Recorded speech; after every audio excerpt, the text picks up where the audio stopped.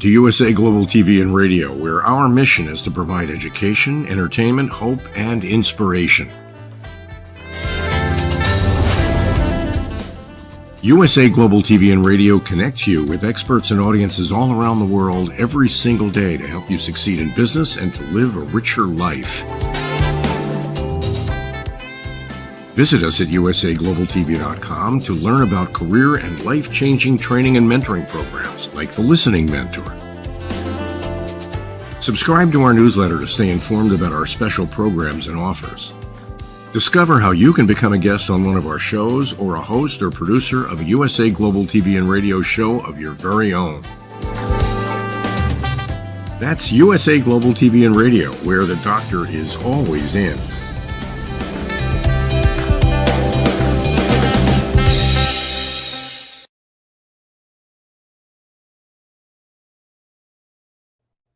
Hello, everyone. Welcome to USA Global TV and Radio. We proudly provide world-class entertainment, education, hope, and inspiration. And our goal is to leave you with a smile on your face. I'm Dr. Jacalyn Kerbeck, and I am so honored to be here for the Listening Mentor show. I'm really an advocate of elevated listening for a number of reasons, which we'll get into during the show. Joining me is an expert listener. She listens for a living. Say that 10 times, listens for a living. She also helps people bust their stress, and she's known as the Harley Street Stress Expert. She's located in the United Kingdom. Let's welcome our expert therapist in-house at USA Global TV and Radio, Caroline.heward. Hello. Woo! It's always a lovely introduction from you, Dr. Jacalyn. Thank you. Thank you. Thank you. So nice to see your beautiful smiling face today. How's it over there in the UK? Well, it's still summer, but it's not quite that warm, so I'm not dripping. And we've got a steam bath over here. It's 100 degrees with humidity. So it's crazy. But I'm glad that it's not that hot because of the air conditioning situation over there. So it's good to be cool and collected. Before we get into our topic today, which is empathetic listening, understanding others through compassion, I want to have you share how much of the work that you do, because you do a number of things, you're highly educated, you've got certificates that would cover multiple walls. How much of what you do is based on a foundation of being an excellent expert listener? All of it. Absolutely all of it. Because if I'm not listening, then I can't understand what the other person needs, what their issues are. So I have to hear actively everything they're saying. Sometimes I actually tell them to repeat what they've said if I've not quite heard it, if they've mumbled or said it quickly, because it's so important that I hear their language and every word that they say and their tonality. And so I now frequently wear a headset so I can absolutely hear everything that they're saying. Fabulous. And as I mentioned, you are an expert listener. You have listened to me blither on and on many times. So thank you for that. On Thursday, it's actually 1 year ago since my mother passed away. And you were definitely there for me many, many times when I was in a dark place. So thank you. And I encourage anyone else out there who is going through some trying times and feels that they are not being heard, reach out to Caroline. She will help you in many, many ways. So Caroline, today, something I wanted to talk about, because our goal is to educate people. I want to talk about when we are playing the role of a listener, whether it's personally or professionally, when is it appropriate to ask what I'm going to say busybody questions that are just information that we really want to know that probably has nothing to do with what the person's sharing? What are your thoughts on that? Well, it's a really good question. At the same time, I think that, sometimes we want to know things without really needing to know. And that's probably because we are interested. And it's important when somebody comes with a bigger problem that we allow them to share it in their way. And if we do need that extra information, then to ask it at the appropriate times. But to be nosy and, in your words, the busybody questions, I feel that it's important to choose your times. And if the person is struggling with something, that's not the best time. Agree with you. I think it's tempting at times for people to ask a question that literally has nothing to do with what the person's saying, because people start getting in their own head, right? You're sharing a story and I'm either listening at an elevated level where I'm not thinking about anything else, or you're saying something and now it prompts me to think something else. And I'm thinking, gee, I'd really like to ask her about this or that, which has nothing to do with anything except me wanting to know. So if we are being empathetic, we're being compassionate, does that mean in your area of expertise that we have removed any emotional ties to what the person is saying to us? It's the exact opposite.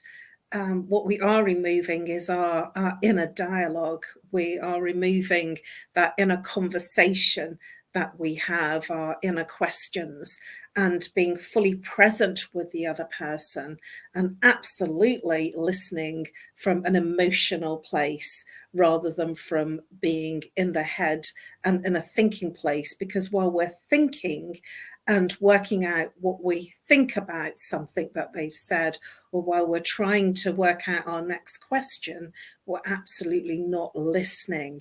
And so it is important to create a much greater connection by being empathetic with that person, by remaining in eye contact and also with that listening ear. And it's not just about the fact that we're saying nothing, it's about the fact that we're thinking nothing. Thinking nothing, important. Okay, so I'm going to dive into this a little bit. And I think I've shared this before, but I'm going to share it again. When I first started coaching, doing life coaching, someone came to me and booked a session. And the person was really upset about their weight. And the person's doctor had told the person that if you don't do this, that, or the other, this or that might happen to you because your numbers are off the chart, etc. And I started crying. And I couldn't stop myself. And I was so mad at myself because I thought, this person is not paying for me to be crying. They're paying for me to be listening. So how do we tap into being compassionate and empathetic, but having some decorum and level of restraint so that we don't personally get involved with what the person's saying? Or do you think we should be personally involved? Well, that's the big question in terms of being empathetic. It doesn't help, and at the same time, it does show the other person, if you are a little emotional, that they're reaching you and they're being heard. So I feel from the professional perspective that it's important to be empathetic by being there, understanding, and paraphrasing, summarizing, so that they feel that they're being understood, they feel that they're being heard. And when you are paraphrasing or summarizing what they've said, or drawing some conclusions from what they've said, that allows them to feel that intensity of the empathy that you're showing them. And when you are listening actively and with empathy, there is no space really for you to kind of get your two big wellies and get in there and start getting really emotional. And so when you are in that place of being, I would call it advanced counseling skills, that when you're paraphrasing, summarizing, and also using silences to allow the person to expand how they're feeling and the story that they want to tell and where they're at with that particular thing that they're describing and what situation is that they're describing. When you give that silence, that also allows them to go deeper. And when you're actively listening, you're then there for the client. You're not there for yourself. And you could actually, if you want to create a greater space of empathy, you could if it feels right and appropriate, share a little bit of something that's personal to you that is similar, or allows them to feel that you do connect because something similar has happened to you, or you have an appreciation of what they've been experiencing because you have a similar story. And it's really important to be careful about how much personal information that you give to them. And at the same time, I found that in giving a little bit, it actually draws them further in, and they feel an empathic connection with you because they know that you fully appreciate what they're going through. So many fabulous points that you just mentioned there. I want to drill down on a couple of them.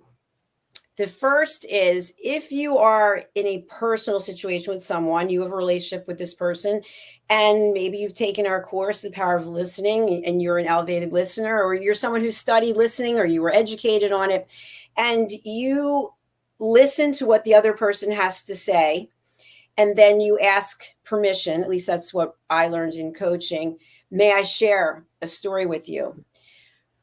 How long do you wait before asking that? And I'll explain why, because this has happened to me. I'll be sharing something, and then there's no validation from the other person that they heard anything I said. They immediately went into their story. And then I'm still here going, yeah, I don't know if you even heard. I mean, I understand you're sharing something that's similar, but you didn't acknowledge anything I had to say. How does that work? Well, I usually use the phrase, does what I've just shared with you resonate with you? Does that give you, does what I've just shared with you have any relevance to the experience that you've had? So I am actually looking for some confirmation, some kind of endorsement that they have heard what I've shared, and that it is similar to what they've experienced. And just to continue on that, when they say yes or no, or whatever the case is, how do you then segue back to the person? Let me give you an example. And this is one we have a role play on. Caroline, I'm so excited. I just got engaged. I was in Paris. And then you say, oh, I remember when I was in Paris and I got it. And then I'm still there in Paris with this engagement that you really haven't even addressed. And now we're on to your engagement. When does it come back to me, if at all? Well, by the way, neither one of us are engaged. Just putting that out there for people. Good thinking. It's important to allow the person to say what they need to say. And when you feel it's appropriate, when there's a space to share, and it isn't about jumping in and explaining your story, sometimes you can feel, and it's another elevated listening skill, you have an inner knowing or an intuitive feeling that there's something that's similar. And it's not a conversation analytical thing. It's like sort of an elevated skill of an inner knowing or a sort of a feeling. And then you can say, oh, yes, I absolutely really appreciate what you're describing because I had a similar experience. Would you mind if I shared it with you? And that is sometimes, if there was a difficulty in that situation that they described, then it allows them a segue to bring up what was difficult about it.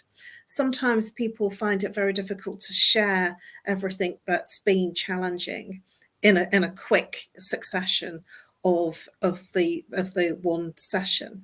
And so if you can lean in and then share a little bit of your own, sometimes, especially if you have those higher level of sensory acuity skills, that you can segue in to almost say what they fill in the gaps of what they haven't said, getting an acknowledgement that there is something that is addressing something that's been going on for them too.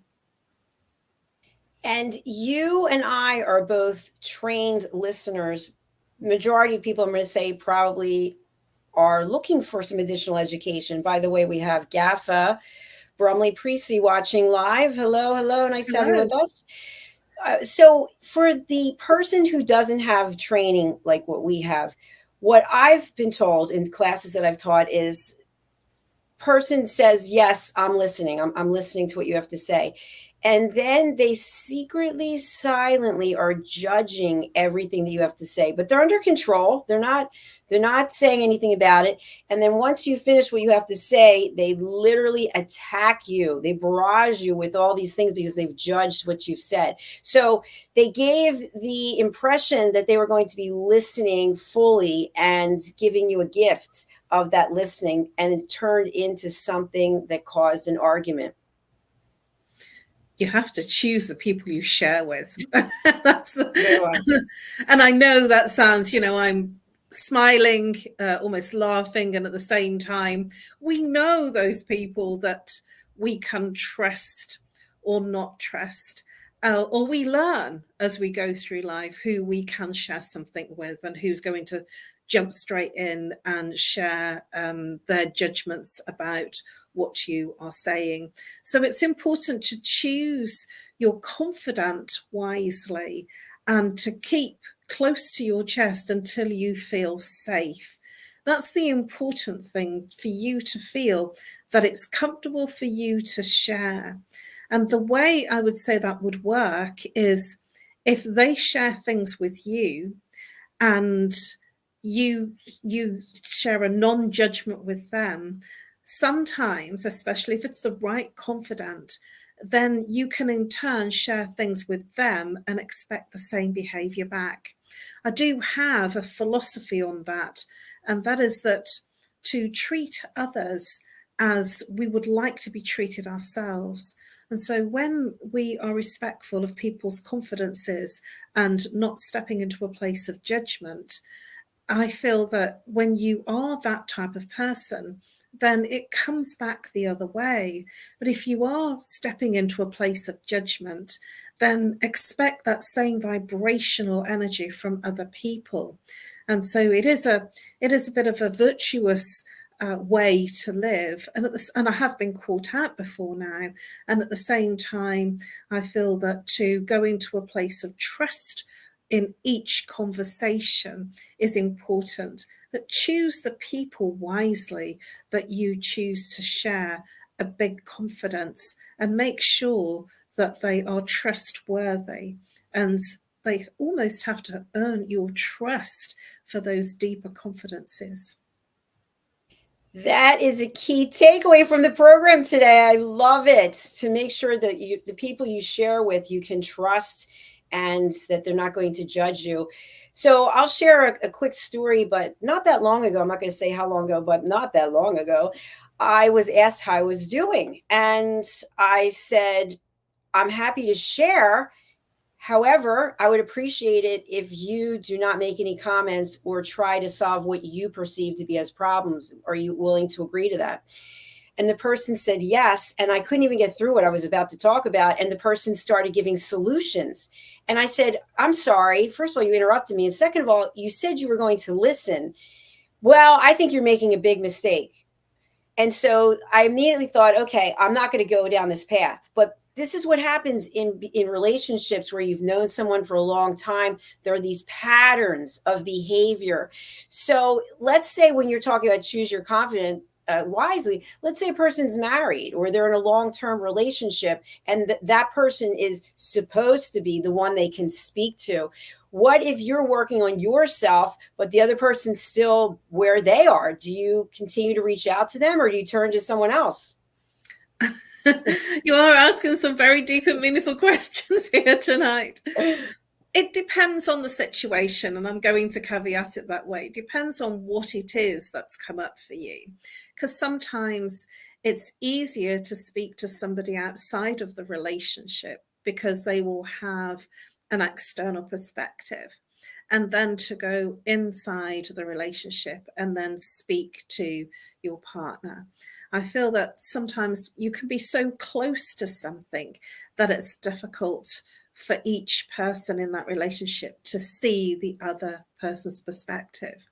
And so in the case of a relationship, an intimate relationship, or indeed a friendship that's really close, I feel that it's important to set some ground rules in terms of being able to share what you're thinking and feeling without judgment, and to actually share with them what you feel from a place of honesty, and finding that the right time is really important to have that conversation.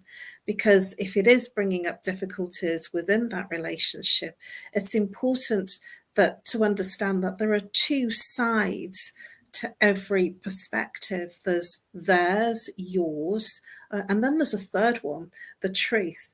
And we will always be seeing things from our own filters, from our own experiences. And so my invitation in this reality of being so close into a situation in a relationship is to listen to each other's perspective, and then find in the middle some common ground to hear from each other's perspective in a way to move forward and find some resolution. But we will always view things from our own filters and from our own map of the world. And so that's important to understand, because what you see might not be what the other person sees. And so they may not see that there's a problem, whereas you see there's a problem. And if you don't voice what you're feeling and thinking about a situation, they may never know. That's so true. And by the way, I want to let our audience know that Caroline has no idea what I'm going to ask her. We have had no preparation whatsoever. So, and I don't even know what I'm going to ask her. I'm just following the conversation. So great job, Caroline. So what's coming up for me in terms of providing education on this topic is, where does the term validation come into play? And I'll give an example. So many times people will have a disagreement because one person's sharing something about themselves, and then we switch it to having to prove ourselves, or you're right and I'm wrong, or I'm right and you're wrong. So let's say there's a problem in the relationship, and one person is expressing, I feel this when you do that, or I've been unhappy because, and then the other person turns it around and goes, it's all your fault. That's why we're in this situation. Because people no longer listen. They go in the attack mode because they feel that they're not validated and the contributions they've made aren't valid. So where does the role of validation sit in terms of being a compassionate listener? Well, exactly from the perspective of what you've just shared, that if you are in a retaliation perspective and in a retaliation of sharing, you're not compassionately listening, and you're not being an empathic listener. And so that is where you're in the defense. And we start to share and we start to be defensive when we're in fear of a situation, when we're in fear of what the other person thinks or feels. And then we're guarded, and we're not being empathic because we're in fear of being judged, we're in fear of being criticized. And when you're in fear of what's coming up, there's no way that you can be empathic or compassionate in your communication. And so it's important to understand both sides. And if you are in this place of retaliation or denial, or even a place of manipulation, so one person's manipulating because they have their own agenda, there is no way that there is an empathic communication of listening and being heard. And so if you are exhibiting any of those traits, then there's no way that you can be compassionate as a listener or as a giver of the communication. So, Caroline, along those lines, does that mean that the relationship is over, or that the relationship is headed for a parting of the ways? Well, this is where you either agree to disagree. So this is the compromise. I appreciate your perspective on this, and my perspective is different. So let's agree to disagree. And this is where you're both right from your own perspectives. when you agree to disagree, then there is nowhere to go in terms of this fear manipulation. And then you go forward from that place of agreeing to disagree on that particular topic. And it could be that in moving forward from that place, that you can work through. And some people do. Some people have been in relationships. I've known of couples that have been married for like 40, 50 and 60 years. And I'm in awe of the fact that they can be together for that long. And when I ask them, how do you stay together for that long? What's the secret of it? How have you done that? And the secret is that there's a lot of compromise. There is a lot of understanding. There is a lot of listening. There is a lot of respectful communication. And there's a lot of appreciation of the other person's viewpoint, and appreciating that you're not always going to agree in terms of how you move forward. And so this is where you work in the relationship. But many times, certainly for younger people, that divorce was so easy to happen that it was very quick, whereas in the older generations it was much harder to get a divorce, and so people just stayed together and worked it out. And in our newer generations, our younger generations, it's just much easier to say it's not working, and they go off and have affairs and see other people, and then they just stop working in the marriage. And I feel that that's because it's become much more secondary to stay together and work it out and just to move on. But my insight to share with that is, if there's something that's coming up within a relationship that's not working, you are part of that bit that's not working. And if you can't resolve it within that particular relationship, it will come up in future relationships, or indeed future friendships, or friendships with colleagues. And so if there's something that you're blaming somebody for, it is important to look inside to see where that is within you, to resolve what's within you before you go looking for a new partner, because each person will bring up undealt with issues within ourselves, so that we explore to grow through that change and that wisdom. I agree 100%. Very well said.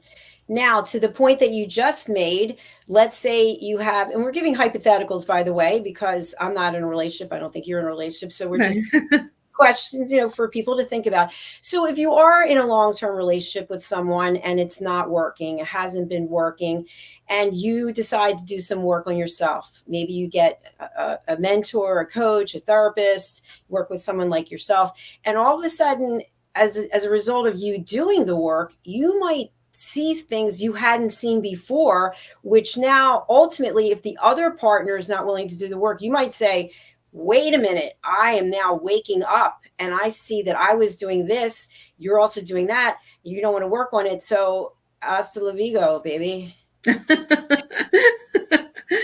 Sometimes when we clear up our own stuff of what's not working, and I've done that over many years. I started working in personal self-development in 1992, but more effectively as a therapist since 2000.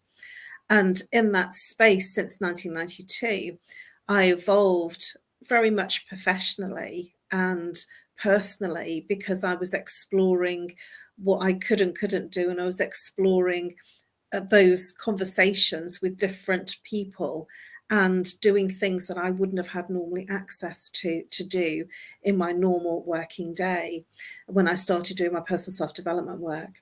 And that was all voluntary and unpaid to begin with. And then after my father passed away, I started doing therapy, personal self-development work, and also spiritual involvement. And I would say that when you clear up your stuff, or the thing that you're reacting and responding to, and the thing that's bothering you, what happens is it actually clears in consciousness whatever it is that you were putting out there. And sometimes in you doing that clearing up of yourself, it can clear up a situation with a person or a relationship that wasn't working, and it can make it wonderful, and it can make it really bountiful. And sometimes it can move the other way, where you have grown and evolved and changed, and the other person hasn't come with you.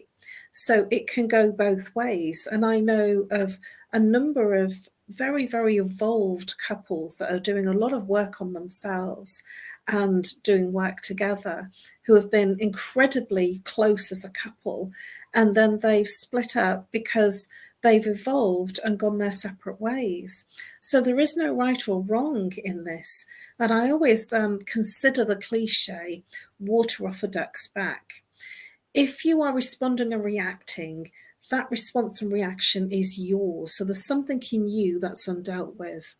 If you are not responding and reacting to the other person, and what I mean by that is you're not getting all upset or emotional or reacting in a negative way, and I call that water off a duck's back. So they're expressing something and you're listening, but you're not giving a reaction to it. Then whatever it is that's coming up is their stuff. And that's how you can work out what's yours, what's theirs, and what needs working on. I love that, Caroline. Will you repeat that? I think that's really important. Which bit? It's about if you are not reacting. Yeah. Well, if you're not reacting to it, so I call that water off a duck's back. So have you heard that expression? Is that an expression? Yeah, you have. Yes. So when somebody's kind of bawling and being really emotional and really, sort of, you did this and you did that and I'm not happy, and they're really kind of going at you, and you're listening, you're going, well, what's that all about? And you're not reacting to it. You're not saying, hey, hang on a minute, and getting defensive. When you're not doing any of those things, then you're there hearing everything like it's all being barraged at you, when you're not in a place of reacting to anything or responding to it. You are listening.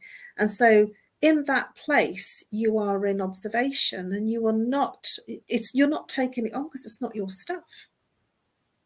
That's so powerful, Caroline. I have to say, there have been times in my life when the other person was just screaming and yelling, and then the screaming turned into crying. When a person gets so they're crying, you don't know, are you angry, are you sad, what are you? And I would just sit there and I think to myself, I feel sad that you are losing complete and total control of yourself, because obviously there are other issues that are coming up. But at that point in time, unless I would think you're a therapist or you've been asked about it, you can't say, do you realize that you are completely out of your mind, like judging someone by name calling or labeling? So what is the best way if you are in a relationship with someone and they are losing it and you're water off a duck's back? What do you say to the person as they're having the meltdown? You don't. You listen. For how long? And you just allow them the space to express, because sometimes they just have to. That we have an expression in England, get it off your chest. I don't know whether that's the same in the UK. Some people just have to just get it all out, to say everything. And we say, get it off your chest. Have you got all that off your chest? And sometimes when I was in my relationship and we were in the place of it wasn't working, I would say, is that it? And then they would go into another barrage of all the things. And you're like, it's been 5 hours already. Like, when do you say that's it?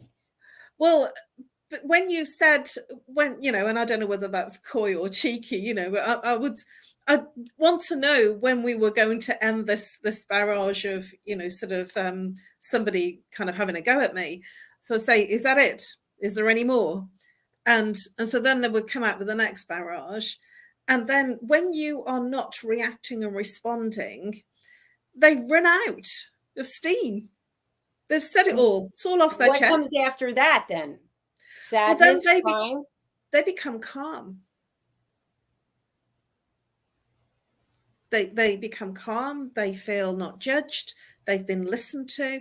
Sometimes they just have to say it. They just need to get it out, to voice it. And then once they have, it's because that's all been running around in their head. And once it's out, it's off their chest, and they feel lighter, better, easier. Have you ever been with somebody that's like sort of given you 4 barrels? They've just given you everything. And you've stood there, you've sat there with them, and you've listened. You've not judged, you've not said anything. You've just been there for them. And then at the end of it, they say, oh, I don't know what that was. I just feel so much better now. Thank you for listening. Thank you for being there.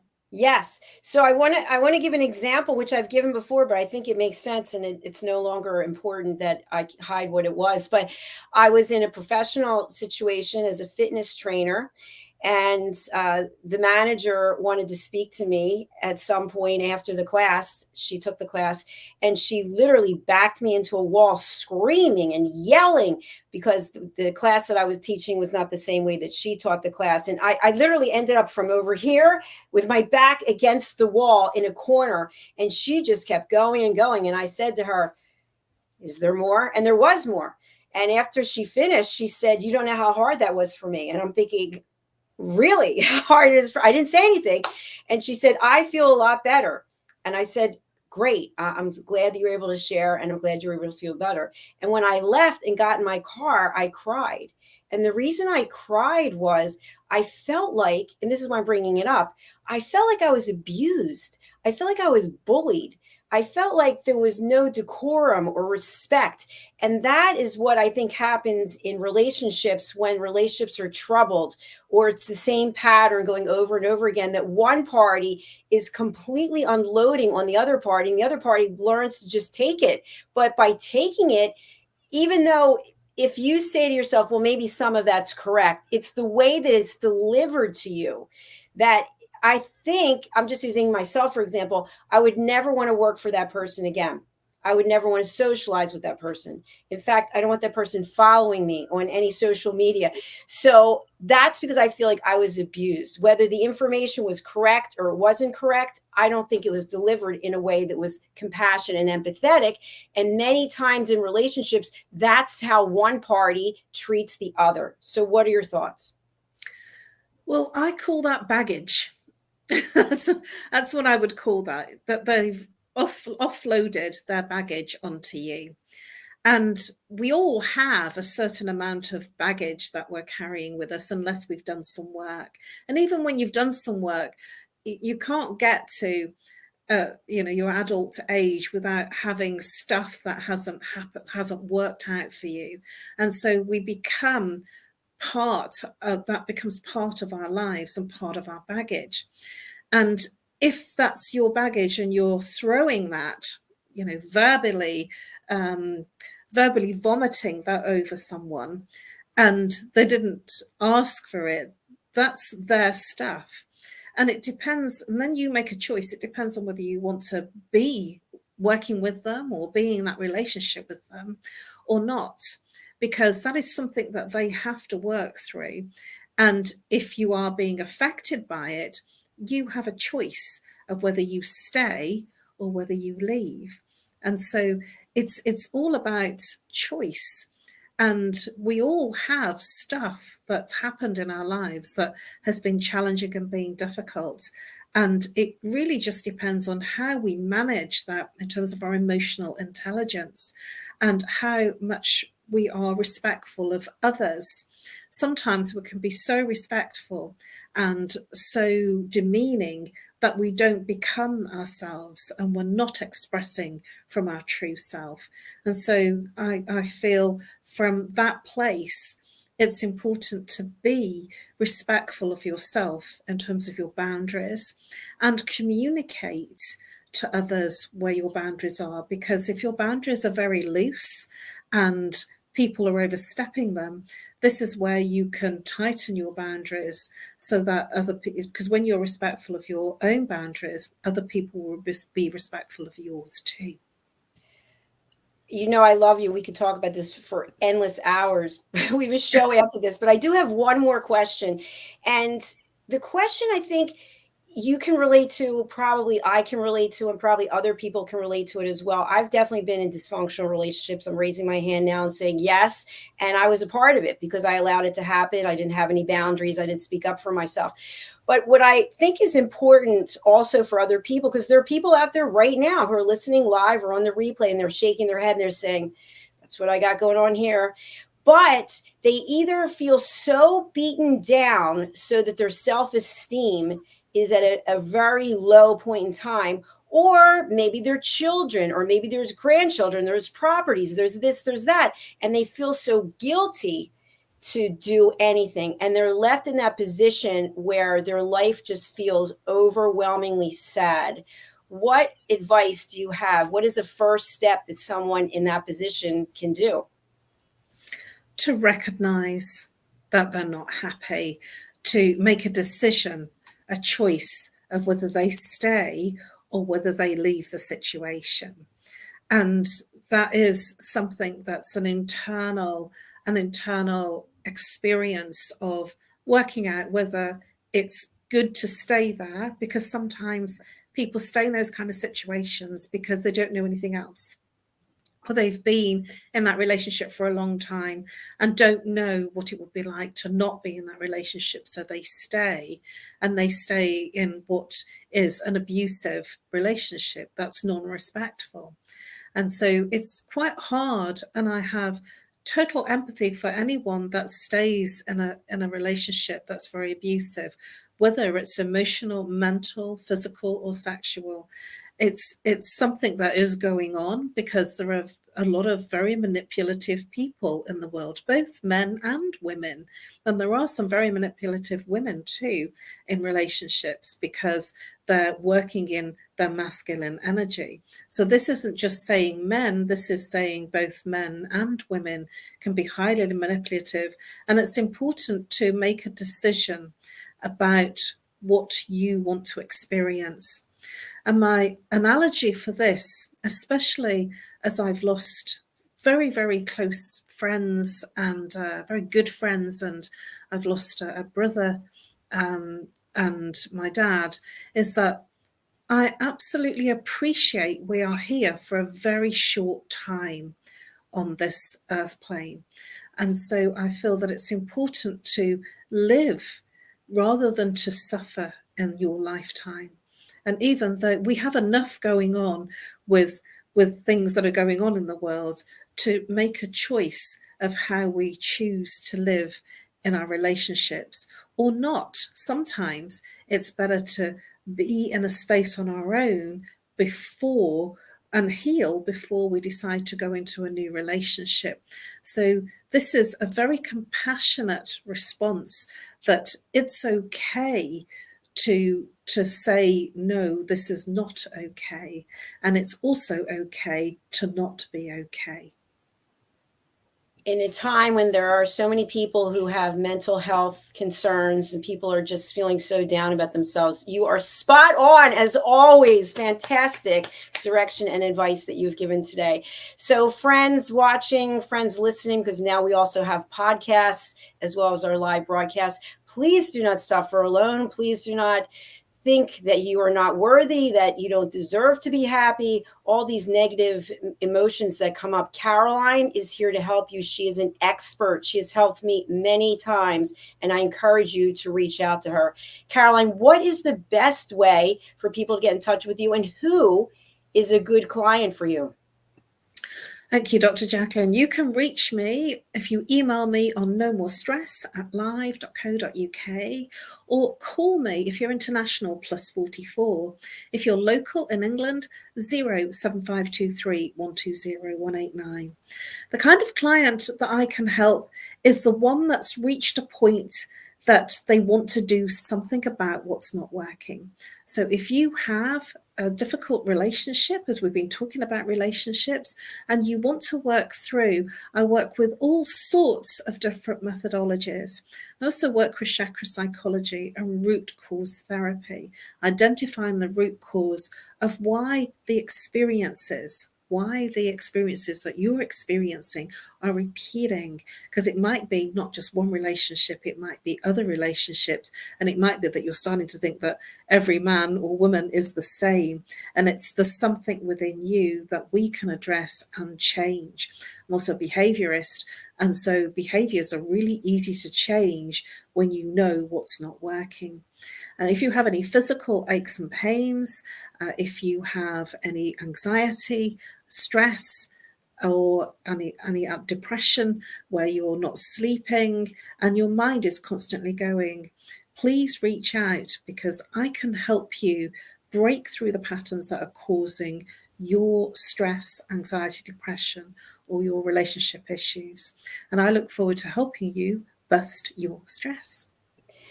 Thank you, Caroline. I always feel energized after we have our shows together. And by the way, yesterday's show, A Woman's Prerogative, tons of views, excellent comments. So thank you again for being part of this platform in the biggest way. You're also one of our expert presenters on Talking Heads, which will be back. Is it next week? It'll be in 2 weeks' time. 2 weeks. Next week is a listening mentor? It is, yes. Okay. We'll be back with more incredible education, hope, and inspiration. So for now, thank you for being here. And we'll be back with our next show, which is Royal Breaking News. Yay. For now, we're going to go over to our sponsors, starting off with Mr. Philip Sykes and the British School of Excellence. Bye for now. Bye-bye, everyone. USA Global TV and Radio proudly presents our partner and sponsor, Mr. Philip Sykes and the British School of Excellence. Building confidence, changing lives. And now, proudly presenting the Polished Professional. On a transformative journey with the British School of Excellence's comprehensive suite of masterclasses, crafted to elevate your professional and personal life. 8 outstanding modules will elevate you to the next level. Module 1, Exploring Life's Purpose, delves into the depths of self-discovery, guiding you to chart your unique path to fulfillment and success. Module 2, Mastering Professional Presence and Confidence. This masterclass is a deep dive into the art of self-assurance and commanding presence, which is essential for standing out in today's competitive landscape. Module 3, Learn the secrets of visual impact, how to curate a personal style that amplifies your professional brand. Module 4, Mastering Professional Etiquette and Communication Excellence, navigating the nuances of corporate interaction with grace and tact. Module 5, Elegance in Eloquence. We impart powerful techniques to captivate and persuade any audience with your oratory skills. Module 6, Unlock the potential of your emotional intelligence, EQ, and harness the ability to connect, empathize, and lead with emotional savvy.